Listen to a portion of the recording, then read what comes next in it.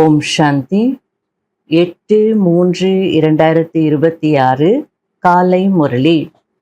அவ்யக்த Bapdada revise date 18/1/2009 Madhuban. 18th ஜனவரி, அதாவது பிரம்மா பாபாவுடைய நினைவு நாள் அன்று பாப்தாதா வந்திருக்கிறார். முரளியின் தலைப்பு 40 வருட அவ்யக்த பாலனையின் ரிட்டர்ன். 4 விஷயங்கள். சுப சிந்தனையாளர் ஆகுங்கள், சுப சிந்தனை செய்யுங்கள், சுப உள்ளுணர்வின் மூலம் சுபமான வாயுமண்டலத்தை உருவாக்குங்கள், 0 மற்றும் ஹீரோவின் நினைவில் இருங்கள். அதாவது 40 வருடங்களாக அவ்யக்த பாலனையை அடைஞ்சிருக்கீங்க. அதற்கு கைமாறாக இந்த 4 விஷயங்களை நீங்க செய்யணும் அப்படின்னு சொல்லிட்டு இருக்கிறார். சுப சிந்தனையாளராக இருந்து சுப சிந்தனை செய்து சுபமான உள்ளுணர்வின் மூலம் சுபமான வாயுமண்டலத்தை நீங்க உருவாக்குங்க, 0வாகி ஹீரோ பார்ட் செய்யுங்க அப்படின்னு சொல்லிட்டு இருக்கிறார். இன்று பாப்தாதா நாலாபுறங்களிலும் தன்னுடைய சேவையின் துணைவர்களாக இருக்கக்கூடிய குழந்தைகளை சந்திப்பதற்காக வந்திருக்கிறார். ஆதி சேவையில் துணையாக இருந்தவர்கள் கூடவே இப்பொழுது மற்றவர்களும் சேவையில் துணைவர்களாகி மிகவும் நன்றாக சேவையை வளர்ச்சியடைய செய்து கொண்டிருக்கிறார்கள். அதாவது ஆதி சேவையில் துணையாக இருந்தவர்கள் யாரு? தாதிமார்கள். அதுக்கப்புறம் தாதிமார்கள் மூலமாக மற்றவங்களும் உருவாக்கப்பட்டு அவங்களும் சேவையின் துணைவர்களாகி மிகவும் நன்றாக வளர்ச்சி செய்ய வைத்து கொண்டே இருக்கிறாங்க. எல்லாரையும் நான் பார்த்துட்டு இருக்கிறேன் அப்படின்றார். பாப்தாதா தன்னுடைய துணைவர்களை பார்த்து மகிழ்ச்சி அடைந்து கொண்டிருக்கிறார். மேலும் ஆஹா, என்னுடைய உலக மாற்றத்தின் சேவையின் துணைவர்களே ஆஹா என்ற பாடலை உள்ளத்தில் பாடிக்கொண்டிருக்கிறார். இன்று அமிர்த வேளையில் இருந்து நாலாபுறங்களிலும் ஸ்நேகத்தின் மாலைகளை பாப்தாதாவிற்கு அணிவித்து கொண்டிருந்தார்கள். 3 விதமான மாலைகள் இருந்தன. ஒன்று தந்தைக்கு சமமாக ஆக வேண்டும் என்ற ஊக்க உற்சாகத்தின் மாலை. 2வது பிரிந்திருக்கும், அதாவது பந்தனத்தில் இருக்கும் கோபிகைகளுடைய மாலை. அவர்களுடைய மாலைகளோ இருந்தன, ஆனால் ஜொலிக்கக்கூடிய மிகவும் விலைமதிப்பற்ற கண்ணீர் துளிகளின் மாலையும் இருந்தது. ஒவ்வொரு கண்ணீர் துளியும் முத்துக்கு சமமாக ஜொலித்து கொண்டிருந்தது. மேலும் 3வது மாலை சில குழந்தைகளின் புகார்களின் மாலையாக இருந்தது. இன்று அமிர்த வேளையிலிருந்து அனைவருக்குள்ளும் விசேஷமாக ஸ்நேகம் நிரம்பி இருப்பது தெரிந்து கொண்டிருந்தது. பாப்தாதா விராட்ட ரூபம் போல் கரங்களை விரித்து அனைத்து குழந்தைகளையும் கரங்களுக்குள் உள்ளடக்கி கொண்டு விட்டார். இன்றைய தினம் ஸ்நேகத்தின் கூடவே அனைத்து சக்திகளையும் உயில் செய்த தினமாகும். ஒரு குழந்தையின் கைக்குள் கை கோர்த்து கூடவே அனைத்து குழந்தைகளுக்கும், அதாவது சக்தி சேனை மற்றும் பாண்டவர்களுக்கு வில் பவர்ஸ் மனோபலத்தை உயில் செய்தார். பிரகாஷ்மணி தாதி கையில பாபா கை வைத்து எல்லா சக்திகளையும் உயில் செய்த நாள். தாதி மட்டும் இல்ல, சக்தி படையும் இருந்தது, பாண்டவர்களும் இருந்தாங்க. எல்லாருக்குமே அந்த மனோபலத்தை வில் செய்தார். வில் பவர்ஸை வில் செய்தேன் அப்படின்றார். சில குழந்தைகள், பாண்டவர்கள் மற்றும் சக்திகள் மறைமுகமான ரூபத்தில் உள்நோக்கு முகமுடையவர்களாகி முயற்சியில் தீவிர வேகத்தில் சென்று கொண்டிருக்கிறார்கள் என்பதை பாப்தாதா பார்த்தார். வெளிப்படையாக தெரியவில்லை, ஆனால் நல்ல முயற்சியாளர்களாக இருக்கிறார்கள். பாப்தாதா இன்று அனைத்து குழந்தைகளுடைய விசேஷ ரூபத்தை பார்த்தார். ஸ்நேகத்தின் பாடம் அனைவருடைய முகங்களையும் ஜொலிக்க வைத்து கொண்டிருந்தது. குழந்தைகள் ஞானம் நிறைந்தவர்களாக, அதாவது ஞானஸ்வரூப ஆத்மாக்களாக இருக்கிறீர்கள். ஆனால் சிநேகத்தின் பாடமும் அவசியமானதாக இருக்கிறது. ஏனென்றால் சிநேகம் நிறைந்தவர்கள் உழைப்பு குறைவாகவும் மேலும் அன்பினுடைய அனுபவத்தில் சகஜமாகவும் இருப்பார்கள். சிநேகத்தின் சக்தி எப்படிப்பட்ட மலை போன்ற பிரச்சனைகள் வந்தாலும் அந்த மலையை கூட பஞ்சு போல் ஆக்கிவிடுகிறது. மலையையும் தண்ணீர் போல் கரைத்து விடுகிறது, லேசாக ஆக்கிவிடுகிறது. ஆகையில சிநேகமும் அவசியம் அப்படின்னு சொல்லிட்டு இருக்கிறார். ஞானம் இருக்கவே இருக்கு, ஆனா சிநேகத்தின் சப்ஜெக்ட் கூட தேவை அப்படின்றார்.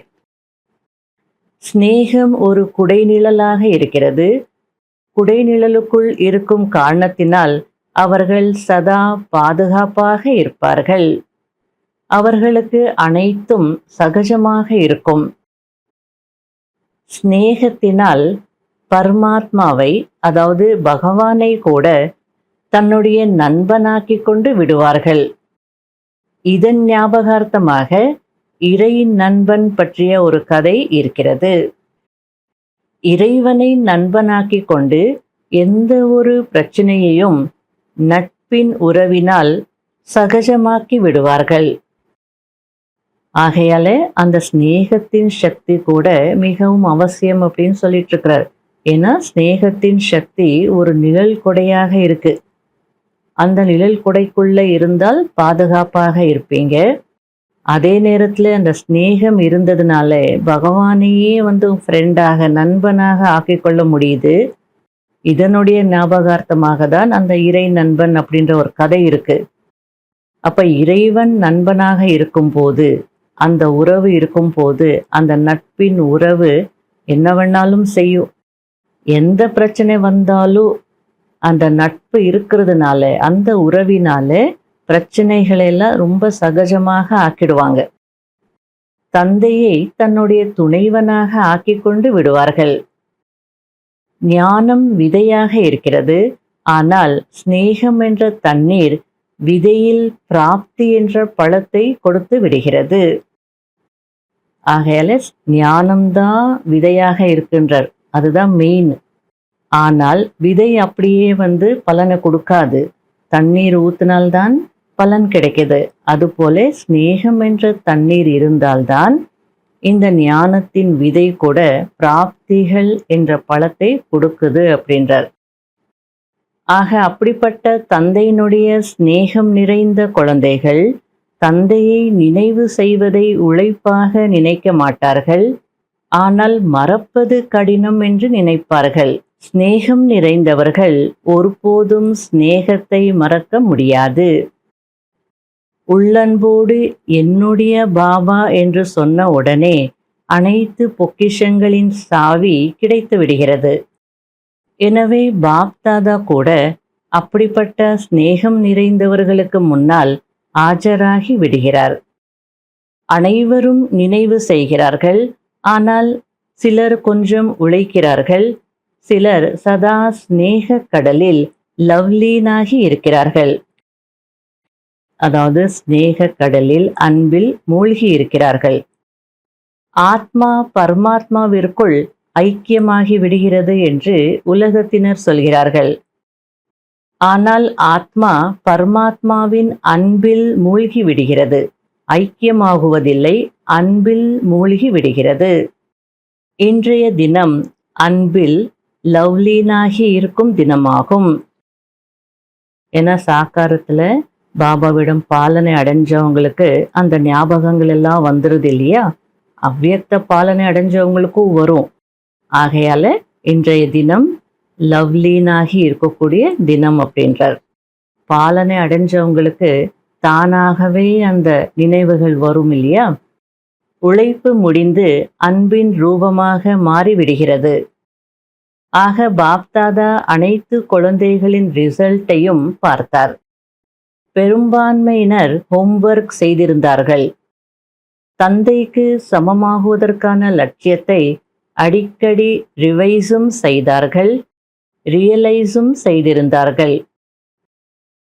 அதாவது பாப்தாதா ஹோம்ஒர்க் கொடுத்திருந்தார், தந்தைக்கு சமமாக ஆகியே தீரணும்னு சொல்லிட்டு. அந்த லட்சியத்தை நீங்க ரிவைஸும் பண்ணீங்க, உணரவும் செய்தீங்க அப்படின்றார். 75% குழந்தைகளுடைய ரிசல்ட் நன்றாக இருந்தது. மேலும் என்ன புயல் வந்தாலும் சரி, தந்தைக்கு சமமாக ஆகியே தீர வேண்டும் என்ற லட்சியம் வைத்திருந்தார்கள். இது கலியுகம் முடிவடைவதற்கான சமயமாகும். ஆகையால் புயலோ வரதான் செய்யும், மாற்றத்திற்கான சமயம் அல்லவா? ஆனால் குழந்தைகளாகிய உங்களுக்கு புயல் என்பது என்ன? புயல் புயல் அல்ல, ஆனால் பரிசாகும். அதாவது நீங்க தந்தைக்கு சமம் ஆகணும்னு நினைக்கும் போது புயல் வரதனே செய்யும். அப்படி புயல் வந்தாலும் உங்களுக்கு அந்த புயல் எப்படி இருக்கு? புயல் புயல் இல்ல, அது பரிசாக மாறிடும் அப்படின்றார். புயல் போல வரும், நீங்க அதை ஃபேஸ் பண்ணும் போது உங்களை உயர்த்திடும். அப்போ உங்களுக்கு அது பரிசு தானே. ஏனென்றால் பாப்தாதாவின் வரதானத்தின் கரம் முயற்சி செய்யும் அனைத்து குழந்தைகளுடைய தலை மீது இருக்கிறது. எவ்வளோ நம்பிக்கை பாபா கொடுத்துட்டு இருக்கிறார் பாருங்க. நீங்க முயற்சி செய்யக்கூடியவர்கள் அப்படின்னா சந்தேகமே வேண்டாம். அடைவோமோ, முடியுமோ, முடியாதோ அப்படிலாம் நினைக்க வேண்டிய அவசியமே இல்லை. நீங்க முயற்சி செய்றீங்கனாலே பாப்தாதாவுடைய வரதான கரம் உங்க தலை மீது கண்டிப்பாக இருக்கு அப்படின்றார். யார் திட சங்கல்பம், அதாவது உறுதித்தன்மையின் சாவியை காரியத்தில் ஈடுபடுத்தி இருக்கிறார்களோ அவர்கள் இப்போதைய ரிசல்ட்டின் அனுசாரம் வெற்றியையும் அடைந்திருக்கிறார்கள். ஆனால் சதா காலத்திற்காக புயலை பரிசாக்கி பிரச்சனைகளுக்கு சமாதான ரூபம் கொடுத்து முன்னேறி செல்லுங்கள். இந்த வருஷம் ஹோம்ஒர்க்குக்கு ஓகே செய்திருக்கீங்க, ஆனா சதா காலத்திற்கும் இது போல புயலை பரிசாக்கி பிரச்சனைகளுக்கு சமாதான ரூபம் கொடுத்து நீங்க முன்னேறி போகணும் அப்படின்றார். ஆக பாப்தாதா இப்போதைய ரிசல்ட்டை பார்த்து குஷி அடைகிறார். யோக தபஸ்யா என்ன செய்திருக்கிறீர்களோ அதில் ஆகியே தீர வேண்டும் என்ற லட்சியம் திடமாக வைத்தீர்கள். 40 வருட அவ்வியக்த பாலனை முடிவடைந்து விட்டது. 40 வருடங்களில் முதலில் என்ன வருகிறது? அதாவது 40ன்னு எழுதும் போது என்ன முதல்ல வருதுன்றார்.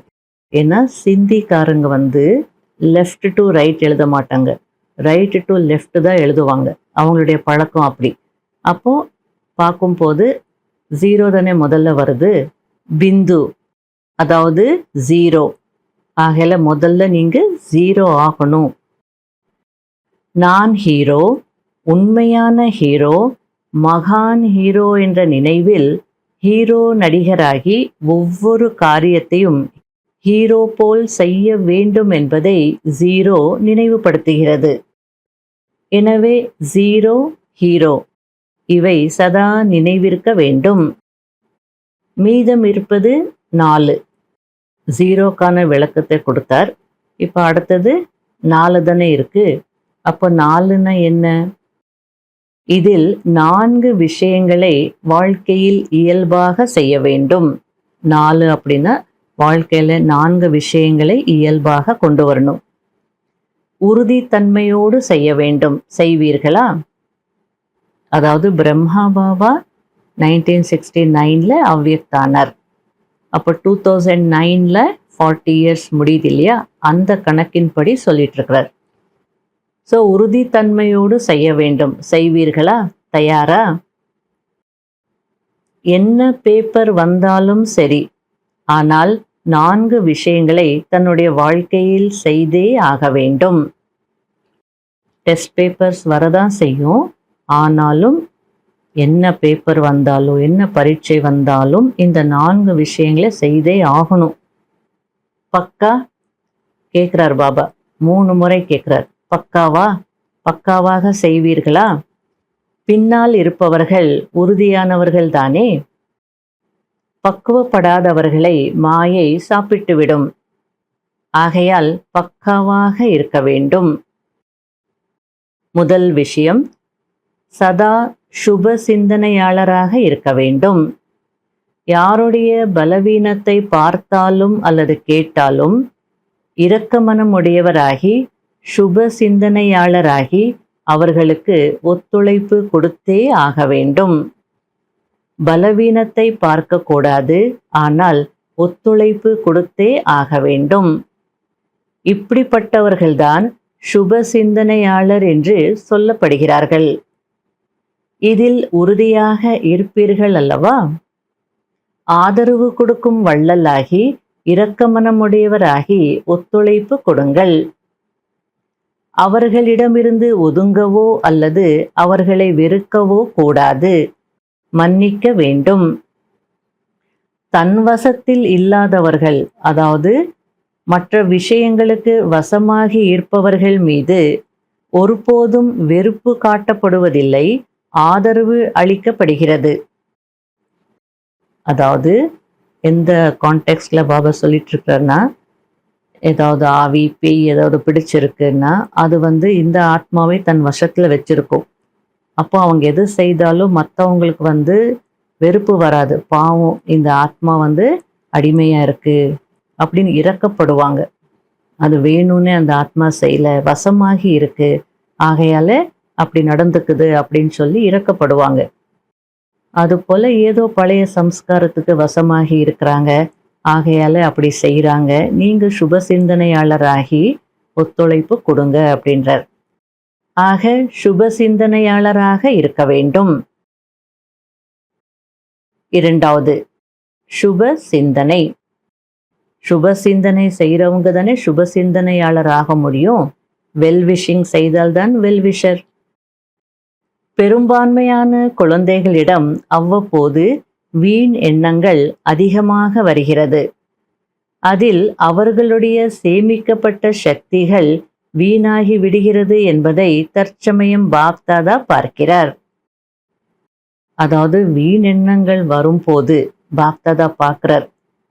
இந்த மாதிரி வீண் எண்ணங்கள் எல்லாம் வரும்போது முயற்சி செய்து கஷ்டப்பட்டு சேமிச்சு வச்சிருக்கக்கூடிய சக்திகள் கூட வீணா போயிட்டு இருக்கு அப்படின்றார். எனவே சுப சிந்தனைக்காக சுய மரியாதையின் ஏதாவது ஒரு பட்டத்தை தன்னுடைய மனதிற்கு ஹோம்வொர்க்காக கொடுங்கள். மனதிற்கான டைம் டேபிளை உருவாக்குங்கள். அதாவது கால அட்டவணையை உருவாக்குங்கள். கர்மத்திற்கான டைம் டேபிளை உருவாக்கி இருக்கிறீர்கள். இத்தனை மணிக்கு எழுந்திருக்கணும், அமிர்த் வேளை யோகா பண்ணணும், இத்தனை மணிக்கு முரளி கிளாஸு, இதெல்லாம் டைம் டேபிள் நீங்கள் உருவாக்கி இருக்கிறீங்க. அதே போல் மனதிற்கான ஒரு டைம் டேபிளையும் உருவாக்குங்க. அப்போதான் சுப சிந்தனை செய்ய முடியும். சொமான்ல இருந்து அந்த வீண் எண்ணங்களின் மீது வெற்றி அடைய முடியும். அதாவது அமிர்த வேளையில் சந்திப்பை கொண்டாடிய பிறகு மனதிற்கு ஏதாவது ஒரு சுய மரியாதையை கொடுத்து விடுங்கள். அதாவது ஏதாவது ஒரு ஸ்வமானுடைய பாயிண்ட்டை நீங்க கொடுங்க. ஏற்கனவே சொல்லி இருக்கிறேன், அனைவருக்கும் 12 அல்லது 13 முறையாவது நேரம் கிடைக்கிறது. அதாவது அந்த ஸ்வமான் பிராக்டிஸ் பண்றதுக்கு 12 முறையோ 13 முறையாவது உங்களுக்கு டைம் கிடைக்குது அப்படின்றார். இதை பற்றி ஏற்கனவே நான் சொல்லி இருக்கிறேன். அதனால அதை பிராக்டிஸ் பண்ணுங்க. அதில் ரியலைஸும் செய்யுங்கள், ரிவைஸும் செய்யுங்கள். அதாவது ஸ்வமான் நினச்சா மட்டும் போதாது, அதை உணரணும். மறுபடியும் ரிவைஸ் பண்ணும் போதுதான் உணர முடியும். அப்போது மனம் பிஸியாக இருப்பதினால் வீண் எண்ணங்களில் நேரம் வீணாகாது, உழைக்க வேண்டி இருக்காது. ஒவ்வொரு நேரமும் இந்த சங்கமயுகம் என்ன போதைக்கான நேரமாக இருக்கிறதோ அந்த போதையில் இருப்பீர்கள். அதாவது சங்கமயுகத்தினுடைய போதைக்கான பாயிண்ட்ஸ் என்ன? நான் பகவானுடைய இதய சிம்ஹாசனத்துல அமர்ந்திருக்கக்கூடியவன், அல்லது அந்த போதையில இருப்பீங்க. ஆக இரண்டாவது சுப சிந்தனை. சோதனை செய்யுங்கள், மேலும் தன்னை மாற்றிக் கொள்ளுங்கள். செக் பண்ணுங்க, சேஞ்ச் ஆயிடுங்கன்றார். மூன்றாவது சுப உள்ளுணர்வு. அசுபமான உள்ளுணர்வு வாயுமண்டலத்தில் அசுத்தத்தை பரப்புகிறது. ஆகையால் உள்ளுணர்வு சுபமானதாக இருக்க வேண்டும். அதாவது சுப உள்ளுணர்வு இருக்க வேண்டும். 4வது, என்னுடைய வேலை குறிப்பாக பிறரை பார்ப்பது அல்ல, என்னுடைய வேலை சுப வாயுமண்டலத்தை உருவாக்குவதாகும் என்ற இந்த பொறுப்பை ஒவ்வொருவரும் எடுக்க வேண்டும். யார் யாரோ என்னென்னவோ செய்துட்டு தான் இருப்பாங்க. ஆனா என்னுடைய வேலை என்ன? பிறரை பார்ப்பது என்னுடைய வேலை இல்லை. என்னுடைய வேலை சுபமான வாயுமண்டலத்தை உருவாக்குவது அப்படின்ற அந்த ஒரு நினைவு எப்பவுமே இருக்கணும். இந்த பொறுப்பு எடுத்துக்கோங்க அப்படின்றார். எப்போதாவது வாயுமண்டலத்தில் துர்நாற்றம் வீசும் போது என்ன செய்கிறீர்கள்? நறுமணத்தை பரப்புகிறீர்கள் அல்லவா? துர்நாற்றத்தை சகித்து கொள்ள முடிவதில்லை. ஆகையால் ஏதாவது ஒரு நறுமணத்திற்கான சாதனத்தை பயன்படுத்துகிறீர்கள். ரூம் ஸ்ப்ரே, ரூம் ஃப்ரெஷ்னர்ஸ், ஊதுவத்தி அது போலெல்லாம் ஏற்றி வைக்கிறோம். துர்நாற்றம் இருந்ததுன்னா இருக்கட்டும்னு அப்படியே விட மாட்டோம். அதுபோல் சாதாரண வாயுமண்டலத்தை அல்லது அசுபமான வாயுமண்டலத்தை மாற்றியே தீர வேண்டும். இது உங்களுடைய பொறுப்பு அப்படின்றார். சிறியவர்களோ புதியவர்களோ, ஆனால் அனைவருக்கும் பொறுப்பு இருக்கிறது. நான் இப்போதானே ஞானத்துக்கு வந்திருக்கிறேன் அப்படிலாம் காரணம் சொல்ல முடியாது.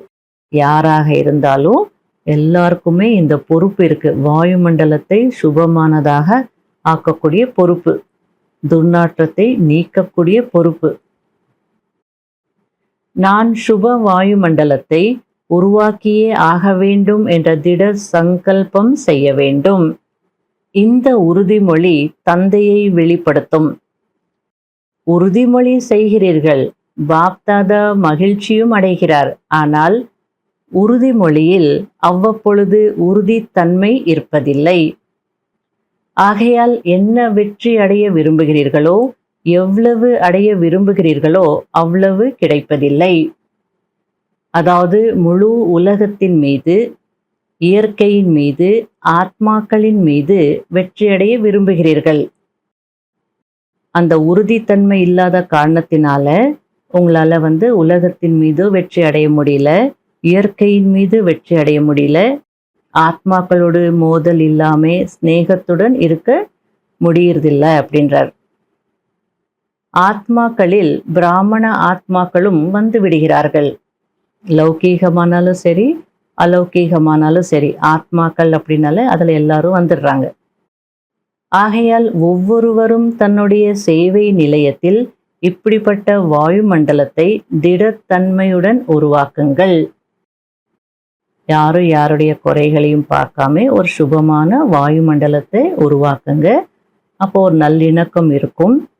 உலகத்தின் மீதும் வெற்றி அடையலாம், இயற்கையின் மீது வெற்றி அடையலாம், ஆத்மாக்களோடும் நல்ல சம்பந்தத்துல மகிழ்ச்சியாக இருக்கலாம். அதற்காக ஏதாவது தியாகம் செய்ய வேண்டி இருந்தாலும் செய்யுங்கள். இவர் தியாகம் செய்தால் நான் செய்வேன் என்று அப்படி இல்லை. அல்லது சிஸ்டம்ஸ் சரியாக இருந்தது என்றால் நானும் சரியாக இருப்பேன் என்று அப்படி இல்லை. இருந்தது என்றால் என்று சொல்லாதீர்கள். நான் செய்தே ஆக வேண்டும். எது எப்படி இருந்தாலும் நான் செய்யணும்னு நினைங்க. நான் உலகத்தை மாற்றக்கூடியவன். இந்த சுய மரியாதை இருக்கிறதல்லவா? விஸ்வ பரிவர்த்தக் அப்படின்னு சொல்றீங்களே, அப்ப நீங்க தானே உலகத்தை மாற்றணும். அனைவரும் உலகத்தை மாற்றக்கூடியவர்கள் தானே. கை உயர்த்துங்கள். நல்லது.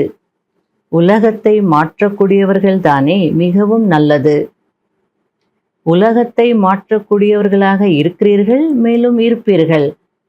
ஆனால் இந்த வருடத்தில் சின்ன அல்லது பெரிய சேவை நிலையத்தை வலம் வந்தால் வாயுமண்டலம் எப்படி இருக்க வேண்டும் என்பதை முதலில் பாப்தாதா பார்க்க விரும்புகிறார். அதாவது சுபமான வாயுமண்டலத்தை உருவாக்குவதற்கு நீங்க தியாகம் செய்ய வேண்டியதாக இருந்தாலும் செய்யுங்க, பரவாயில்ல. ஆனால் நல்ல வாயுமண்டலத்தை உருவாக்குங்க அப்படின்றார்.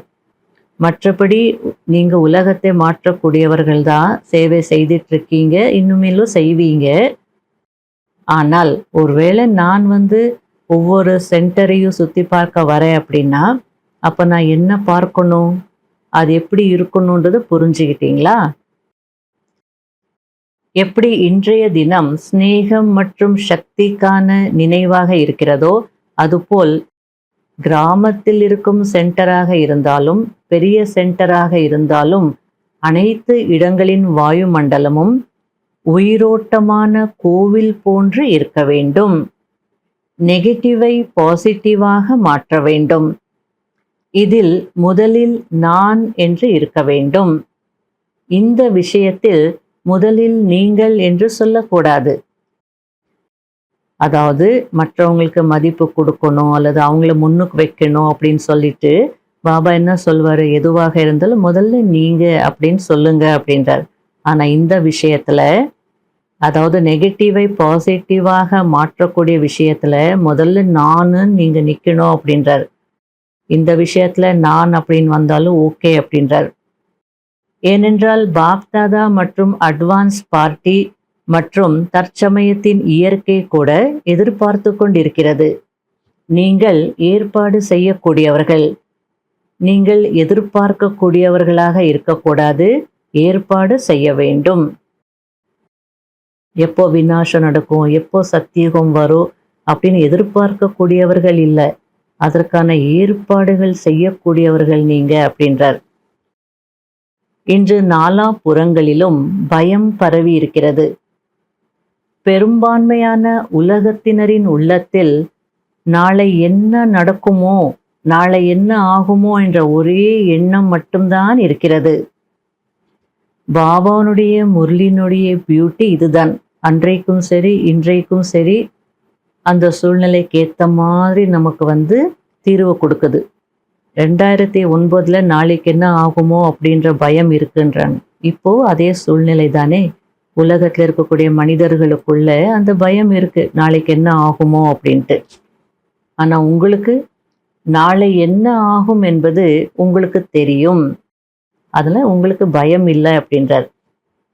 எனவே மாற்றம் செய்வதில் முதலில் நான் நிமித்தம் ஆகுவேன் என்ற இந்த சங்கல்பத்தை யார் செய்வீர்கள்?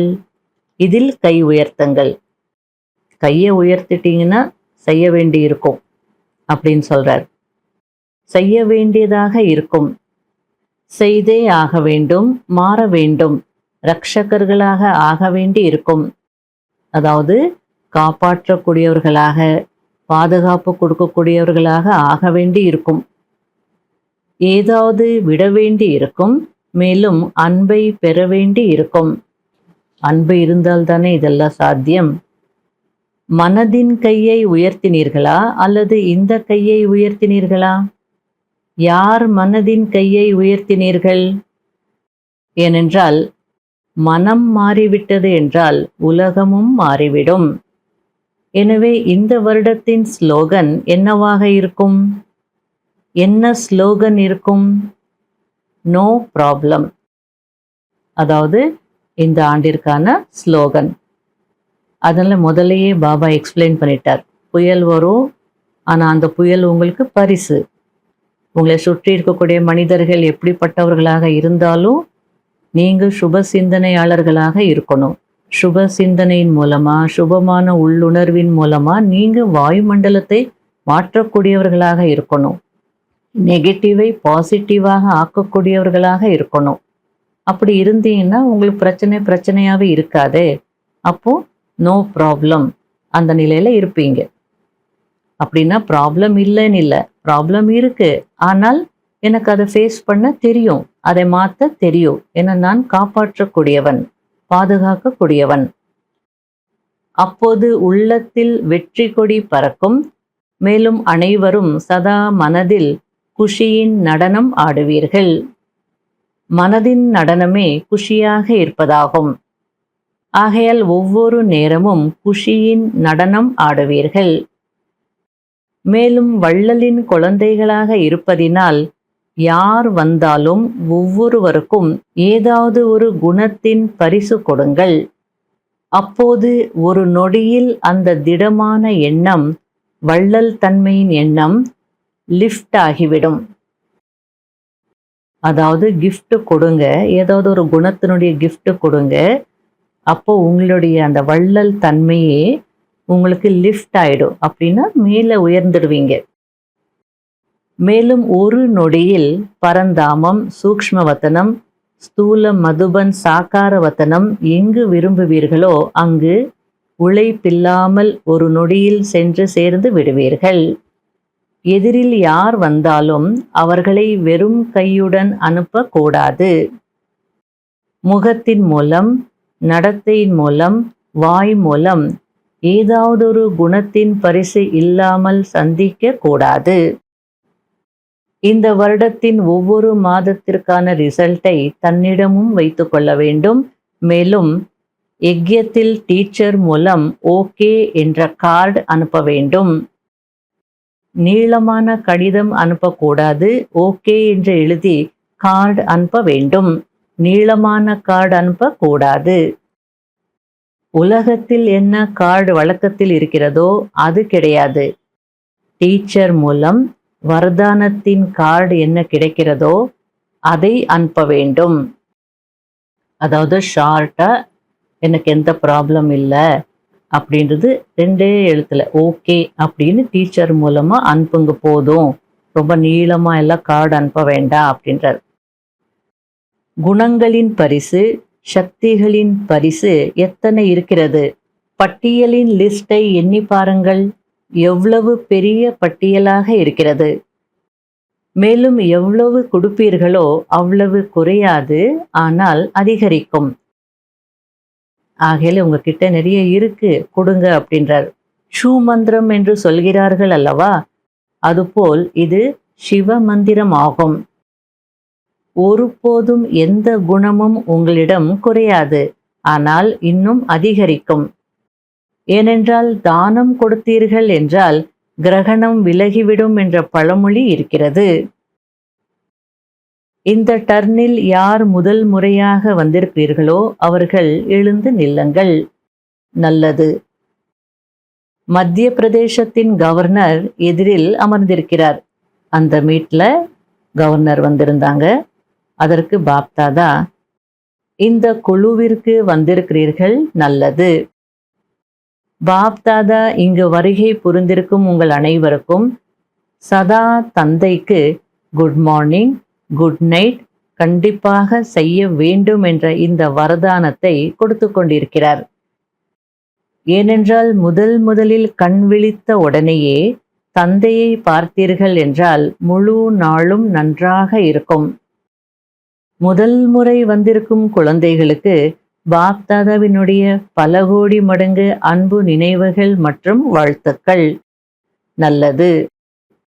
இப்பொழுது அனைவரும் சதா 4 விஷயங்கள் என்ன சொல்லப்பட்டதோ, மேலும் 5வதான 0 மற்றும் ஹீரோ பற்றி என்ன சொல்லப்பட்டதோ இந்த விஷயங்களை சிந்தனை செய்து மூழ்கிய நிலையில் இருக்கக்கூடிய பிராமணரிலிருந்து பரிஷ்தா ஆகும் ஆத்மாக்கள் தேவதை ஆக வேண்டும்.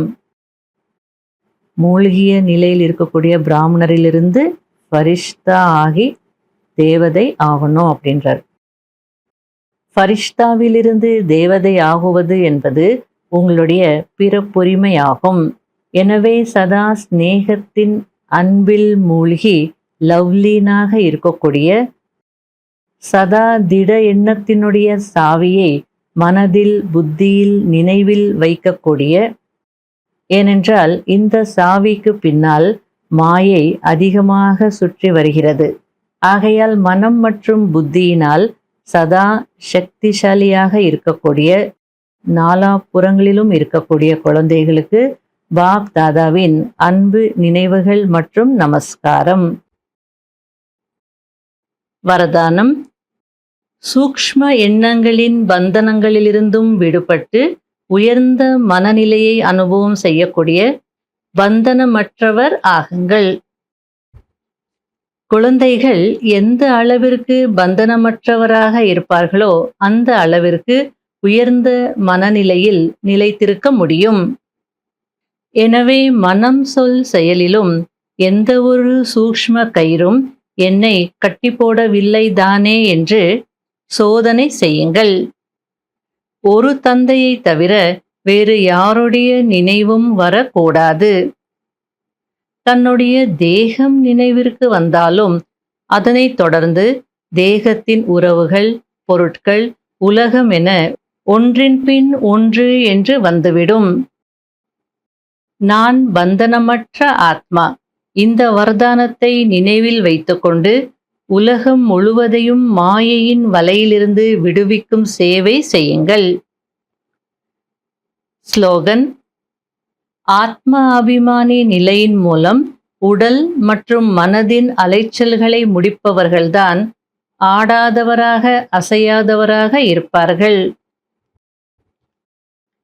அவ்யக்த சமிகை: பிரச்சனைகளின் வேலை வருவது. நிச்சய புத்தியுடைய ஆத்மாவின் வேலை சமாதான சொரூபமாகி பிரச்சனைகளை மாற்றுவதாகும். ஏன்? பிராமண ஆத்மாக்களாகிய நீங்கள் ஒவ்வொருவரும் பிராமண பிறவி எடுத்த உடனேயே நாங்கள் மாயாவை வென்றவர்களாக ஆகக்கூடியவர்கள் என்று மாயாவிடமே சவால் விட்டவர்கள். ஆக பிரச்சனை என்பது மாயையின் சொரூபமாகும். சவால் செய்திருக்கிறீர்கள் என்றால் மாயை எதிர்கொள்ளதானே செய்யும். ஆனால் நீங்கள் நம்பிக்கையுடன் வெற்றி சொரூபமாகி எதுவும் புதியதல்ல என்று புரிந்து கடந்து சென்றால் கவலையற்ற ராஜா ஆகுவீர்கள். ஓம் சாந்தி.